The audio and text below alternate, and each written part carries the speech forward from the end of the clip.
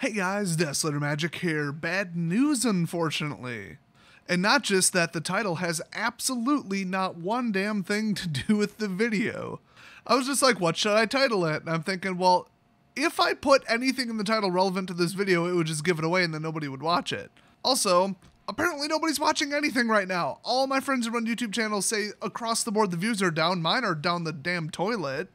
Apparently this happens every year, because you guys know I'm new-ish to YouTube. I've only had the channel for like a year and a half, even though it says I created it in 2006, which is technically true.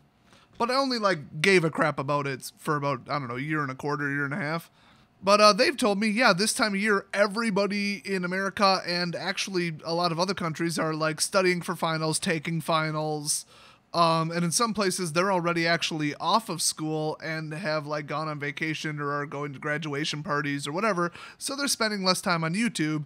But by like June 1st, pretty much everybody's out of school and then they live on YouTube. So looking forward to that. By the way, at this point, if anybody is still watching who like has never seen my channel but got totally screwed over by the keyword matching in the title, like, hi, you should learn to play Magic. But for real, okay, I gotta mention this. This is funny as hell. A ton of people said that they watch my channel and don't play Magic, have no idea how it works. They just like me and watch the rant videos.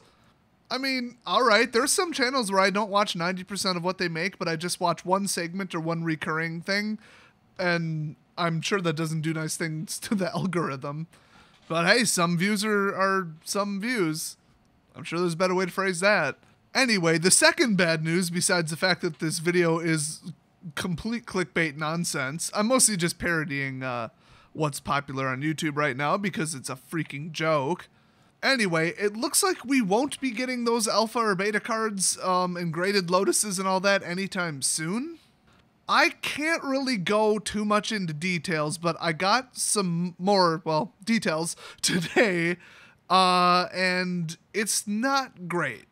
Here's the super simple version of it. They are in storage, but we don't know if the person who technically owned and controlled the cards at the time sold them, like before putting them into storage, or if after the fact they notified somebody else to go sell them. And unfortunately, the person is incredibly stupid. No, it's not lucky. They may have sold them for, 1/100th their value, like brought them into just a local store and said what they're worth and somebody lied to them. That could have happened because the guy's an idiot.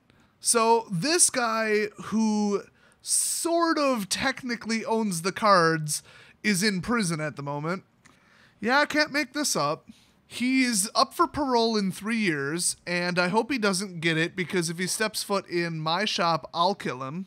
This is a bit of a family-friendly channel, sort of, most of the time, and I don't want to lose monetization, but let's just say he's in jail for a very good reason. Not a popular person in society, I guess you could say, and Lucky's kids aren't real big fans of him. So you could probably put 2 and 2 together. Yeah, I'm going to tase him in the nuts if I see him. Luckily, he's on the East Coast, but I believe it's some family relation to Lucky's ex-wife. I think it's like her brother or something. And so Lucky and her were married, and she claims that at the time they were married, since they both owned the cards, she gave them to this person, who I think is her brother, or cousin, uncle, I don't frickin' remember. And then he went to jail. So they are technically still his property. Now, if there was a pending divorce or any of that, or if it was after the divorce, oh, hell no. Very bare minimum, he's entitled to half. Unfortunately, that is not the case. So, technically, Lucky doesn't own them, I guess. But that would be a little shaky in court. That's probably worth going to court for, but they don't want to get into all that. They don't even want to deal with this disgusting individual. They don't want him to have 5 seconds outside of jail to go to court and try to argue this about who owns it or any of this crap. And it would be very expensive. It would take lawyers. It would take money we don't have. At this point, we would almost need like a private investor, like a venture capitalist, who would bank on us winning and finance the lawyer. And even then, it's so shaky. It's so not a sure thing. I wouldn't even say it's necessarily tipped in our favor. So I guess we're just going to have to ignore it. why his ex-wife won't just take them back out of storage, or like, I don't know. I guess if she quite literally gave them to him and it was in writing, which I doubt that. I mean, if it's just his word against her word, she could take it back and say, I never gave them to you, and who's going to prove it? I think that she just said that. She didn't even give them to him. She just said that because, well, basically to piss off Lucky, I guess. I don't know. That's the impression I got. I don't want to get too into it. All I know is final word is we're probably not seeing those cards ever, if anything, for a long time. So if he goes and gets them out of storage after he gets on parole and makes a ton of money off of them, oh, we're going to be pissed. We're going to have some dialogue about that. I mean, we'll at the very least pressure him to give us a portion because that's ridiculous. So yeah, sounds like everything else in our lives, nothing ever works. Every time we're like, ooh, look, we can make money on this. It's like, stomp, stomp, stomp, stomp, stomp, stomp. What's that noise? There's like this stomping sound getting closer, and then boom! Lady Luck is stomping up in her steel toes, her size 17s, and just boom, right in the nuts, blindsides us. I don't know if anybody else feels that way. My friend Eric, absolutely, he agreed 100%. Like, he had some major appliance thing break at his place, and he's like, oh, don't worry, I just got, like, a bonus, or this is coming, or I'm going to sell this. I'm like, oh, don't you ever get the feeling that right when we're about to make money, boom, right in the nuts, and we lose the money on something, some unexpected expense? Yeah, he had to fix his car. Yeah, so everybody I know, we're more than familiar with that. So whatever, it seems like it scales too. The higher the amount of money, the less likely it's going to work out, even if it seems like a sure thing. And this was, like I said, a bit of a long shot in the first place. That said, me and Lucky worked all day today, got up at 7 a.m., can't really go into details, but we worked really damn hard. My hands are all cut up. I am not in physical shape today to do this, and I don't just mean unhealthy. I mean, my hips are badly injured from working until midnight last night. That was fun. You guys know I work like 3 jobs, right? So yeah, my knees hurt, my back hurts, my everything hurts, and I'm on the max dose of Tylenol because I'm allergic to ibuprofen. So everything sucks, except guess what? We both took in at least $1,500. We just went 50-50 on this deal. So we're very happy because he could barely pay his rent. God, I'm putting the whole $1,500 towards my losses on Amonkhet, and it doesn't even cover it. That's how bad that garbage set was. Hey, Wizards, you can take Hour of Devastation and shove it directly up your ass. I am buying so close to 0 of it, it's going to be comical. I hate Wizards so much at this point for the way they designed Amonkhet and the cycle out and the pools and the overpowered cards mixed with lack of good competitive mechanics, not powering down the decks from Aether Revolt or Kaladesh, overpowering the decks and cards and mechanics from Kaladesh, which overshadowed Amonkhet, made them unnecessary, killed the prices. There's a bunch of different reasons that are completely within their control. You know, not banning the cat combo on time, that killed pre-order prices. So Amonkhet's sales and value is 100% their fault, so I'm a little pissed off at them right now. Iconic Masters better be damn good because I'm going to order about $8,000 or $9,000 of it because I figure the worst Masters set ever released is still selling for what, $172, and they cost $141 a box. Even with shipping, that's what, like, you know, shipping and eBay fees and PayPal, a couple dollars, if not like $10 a box profit. So I mean, even if I spent like, we'll say $10,000, which I think my credit card balance is a hair lower than that, or limit.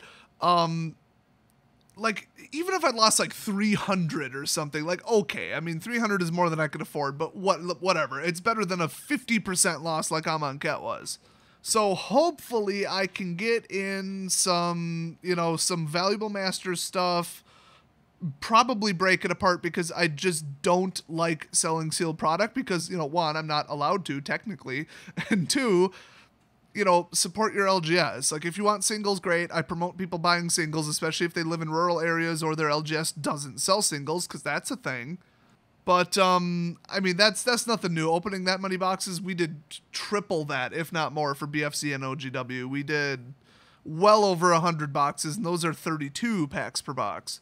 So that ain't nothing new to me. I can get, you know, Dracon in. I can get, I forgot what the hell we called that guy. We can get Big D in, he can help, and yeah, I mean, yeah. So if that one hits like 100 a box, Oh, Wizards better watch the hell out, because I am going to rage at them for a month straight. Like, it won't be very polite.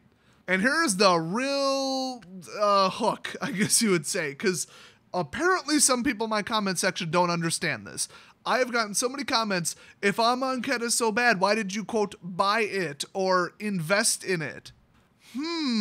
Maybe because I have a distributor account and all of our pre-orders, which we have to stick to and cannot reduce, even though I did mine anyway, that has to be in about 2 weeks before spoilers are listed. So every single standard set, every single master set, every single product, we have to pick out how much we're ordering before we know anything about any of the cards in it.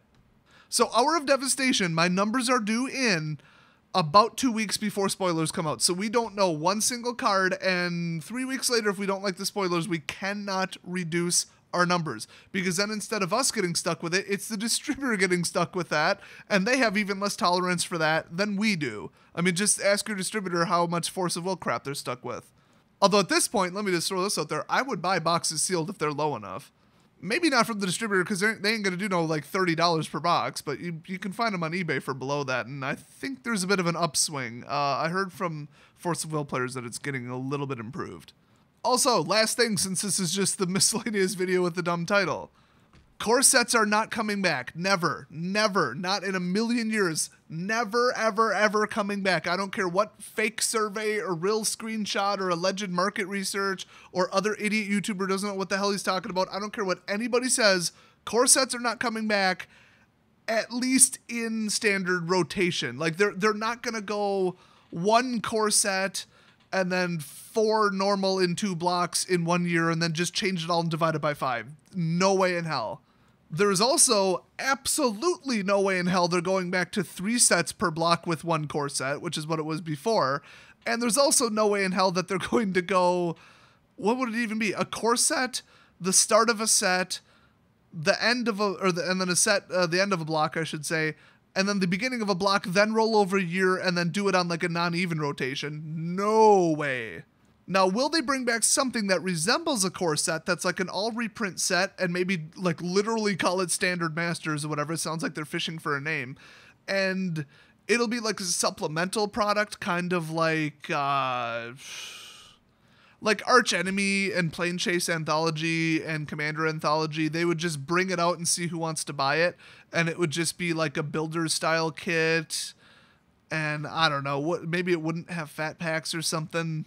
Would they roll out like a heavy, basic, mechanic-free, no new cards or partial new cards, like something that resembles a core set, but just have it be a tiny little small-run side product? Absolutely, I don't see why they wouldn't do that. But moving it back into the standard rotation, oh my god, no way in hell. Never. Never going to happen. Absolutely no. Their logical and financial reasons for getting rid of core sets were so completely spot on correct, and they know it, and they've had higher sales ever since they got rid of core sets. I mean, why would they release an unpopular product that didn't sell well?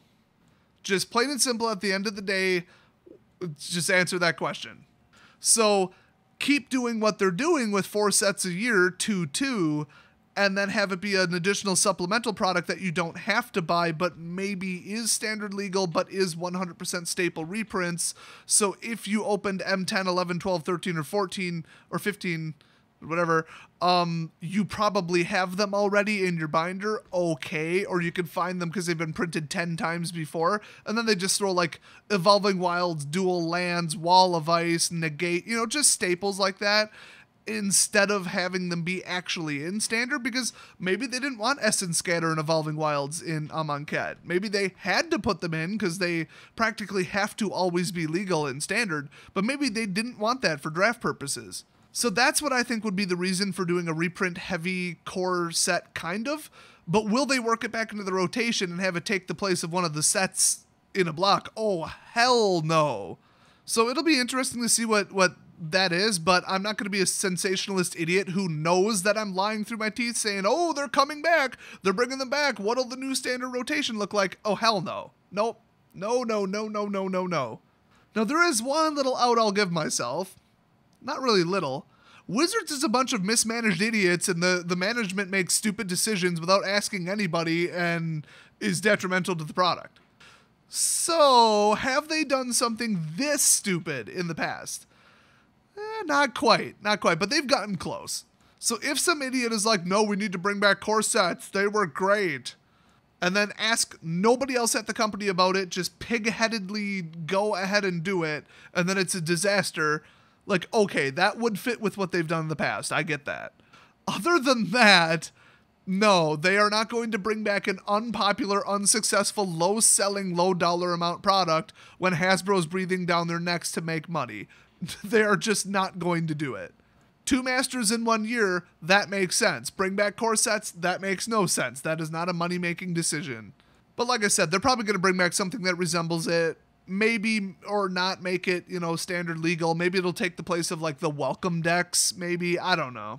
I could see something like that. That would be more reasonable. So what do you guys think? Do you have any additional information, leaks, speculation about it? I'd love to hear it down in the comments section. Otherwise, get your fidget spinners out and pretend you're ADD. I'll see you guys next video.